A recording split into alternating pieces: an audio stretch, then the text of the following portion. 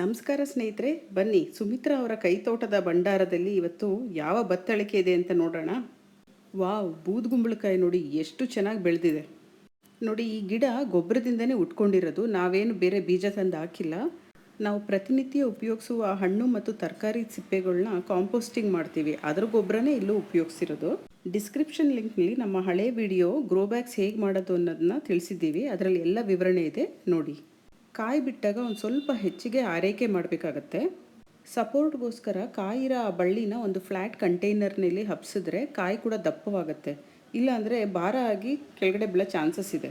ಹಾಗೂ ನೋಡಿ, ಯಾವುದೇ ಔಷಧಿ ಸಿಂಪಡಿಸದೆ ಬೆಳೆಸಿರೋ ಈ ತರಕಾರಿನ 1 ತಿಂಗಳು ನಾವು ಇಟ್ಟರೂ ಈ ಕುಂಬಳಕಾಯಿ ಉಪಯೋಗಿಸ್ಕೊಬೋದು, ಏನೂ ಕೆಡಲ್ಲ. ನಮ್ಮ ತಾರಸಿ ತೋಟದಲ್ಲಿ ಬೆಳೆದಿರೋ ಖುಷಿಗೆ ಇವತ್ತು ಈ ಕುಂಬಳಕಾಯಿ ಉಪಯೋಗಿಸ್ಕೊಂಡು ಒಂದು ಸಿಹಿ ತಿನಿಸು ಮಾಡೋಣ. ನೋಡಿ ಎಷ್ಟು ಚೆನ್ನಾಗಿ ಬಲ್ತಿದೆ ಇದು ಕುಂಬಳಕಾಯಿ, ಆಮೇಲೆ ಒಂದು ಸ್ವಲ್ಪನೂ ಕೆಟ್ಟಿಲ್ಲ. ನಮ್ಮ ಹಿಂದಿನ ವಿಡಿಯೋದಲ್ಲಿ ನಾವು ಬೆಳೆದಿರೋ ಮಂಗಳೂರು ಸೌತೆಕಾಯಿಯಿಂದ ಸಾಂಬಾರು ಹಾಗೂ ಹುಳಿ ಮಾಡಿದ್ವಿ. ಇವತ್ತು ಈ ಬೂದ್ಗುಂಬಳಕಾಯಿ ಉಪಯೋಗಿಸ್ಕೊಂಡು ಕಾಶಿ ಹಲ್ವಾ ಮಾಡೋಣ. ಹಾಗೂ ಸ್ನೇಹಿತರೆ ನೋಡಿ, ಈ ತಿರುಳನ್ನ ಬಿಸಾಡಬೇಡಿ, ಇದನ್ನು ನಾವು ದೋಸೆ ಹಿಟ್ಟು ರುಬ್ಬೇಕಾದ್ರೆ ಉಪಯೋಗಿಸ್ಕೊಂಡ್ರೆ ದೋಸೆ ತುಂಬ ಮೆತ್ತಗೆ ಬರುತ್ತೆ. ಕುಂಬಳಕಾಯಿಂದ ತೆಳುವಾಗಿ ಸಿಪ್ಪೆ ತೆಗೆದು ಚಿಕ್ಕ ಚಿಕ್ಕ ಹೋಳು ಮಾಡ್ಕೊಂಡಿದ್ದೀವಿ, ಹಾಗೂ ಈ ತಿರುಳು ಕೂಡ ಎತ್ತಿಟ್ಟಿದ್ದೀವಿ. ಹೋಳು ಮಾಡಿರೋ ಅಂಥ ಕುಂಬಳಕಾಯಿ ತುಂಡುಗಳನ್ನ ಇವಾಗ ತುರ್ಕೊಳ್ಳೋಣ. ಈ ಥರ ಸಣ್ಣ ಗಾತ್ರ ರಂಧ್ರ ಇರೋ ಗ್ರೇಟರ್ನಲ್ಲೇ ತುರ್ಕೊಳ್ಳಿ, ಚೆನ್ನಾಗಿ ಬರುತ್ತೆ ಹಲ್ವಾ. ಕುಂಬಳಕಾಯಿ ಎಲ್ಲ ತುರಿದಾಗಿದೆ ನೋಡಿ, ಎಷ್ಟು ನೀರಿನ ಅಂಶ ಇದೆ ಈ ಕಾಯಿನಲ್ಲಿ. ಹಾಗೂ ಕುಂಬಳಕಾಯಿ ಬೇಯಕ್ಕೆ ಇಷ್ಟೊಂದು ನೀರು ಬೇಕಾಗಿಲ್ಲ, ಅದರಿಂದ ಇದನ್ನು ನೀರನ್ನ ಸ್ವಲ್ಪ ಶೋಧಿಸ್ಕೊಳ್ಳೋಣ.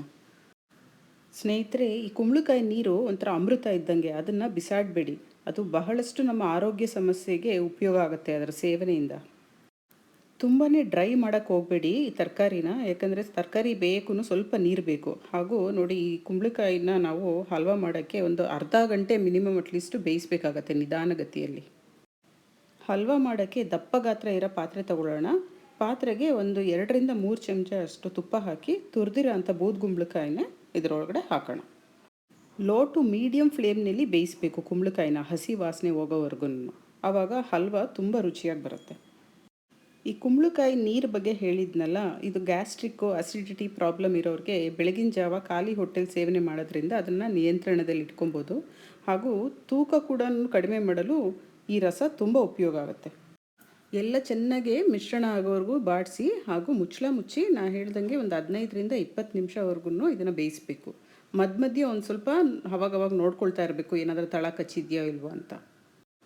15 ನಿಮಿಷ ಆಗಿದೆ, ಇವಾಗ ನೋಡೋಣ ಬನ್ನಿ ಹೇಗೆ ಬೆಂದಿದೆ ಅಂತ.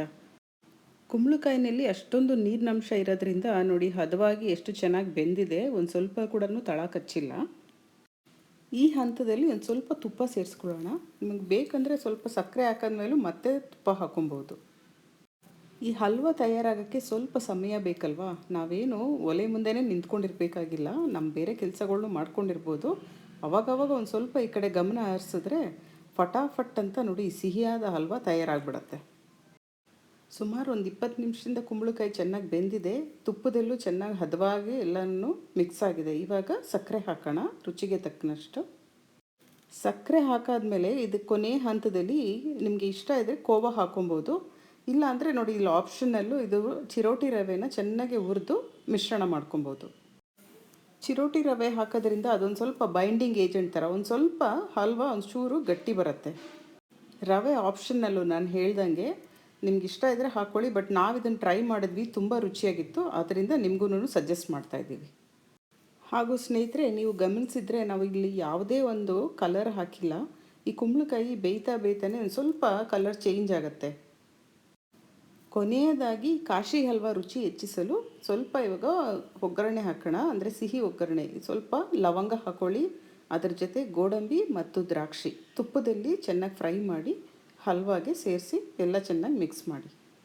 ಕಾಶಿ ಹಲ್ವಾ ಈ ರೀತಿ ಮಾಡೋದು ಕರ್ನಾಟಕ ಸ್ಪೆಷಲ್ ಅಲ್ವಾ. ಬೂದ್ಗುಂಬಳಕಾಯಿಂದ ನೀವು ಮತ್ಯಾವ ಸಿಹಿ ತಿನಿಸನ್ನು ಮಾಡ್ತೀರಾ ಅನ್ನೋದನ್ನು ಕಮೆಂಟ್ ಸೆಕ್ಷನ್ನಲ್ಲಿ ತಿಳಿಸಿ. ತಾರಸಿ ತೋಟದಲ್ಲಿ ಬೆಳೆದ ಈ ತರಕಾರಿಯಿಂದ ಮನೆ ಮಂದಿಯ ಬಾಯಿಯೆಲ್ಲ ಸಿಹಿಯಾಗಿದೆ ಹಾಗೂ ಖುಷಿಯಾಗಿದ್ದಾರೆ. ನೀವು ಈ ಅಡುಗೆಯನ್ನು ಟ್ರೈ ಮಾಡಿ ಹೇಗೆ ಬಂತು ಅಂತ ಕಮೆಂಟ್ ಸೆಕ್ಷನ್ನಲ್ಲಿ ತಿಳಿಸಿ. ನಮ್ಮ ಚಾನಲ್ನ ಹೀಗೆ ಸಪೋರ್ಟ್ ಮಾಡಿ ಹಾಗೂ ಸಬ್ಸ್ಕ್ರೈಬ್ ಮಾಡಿ.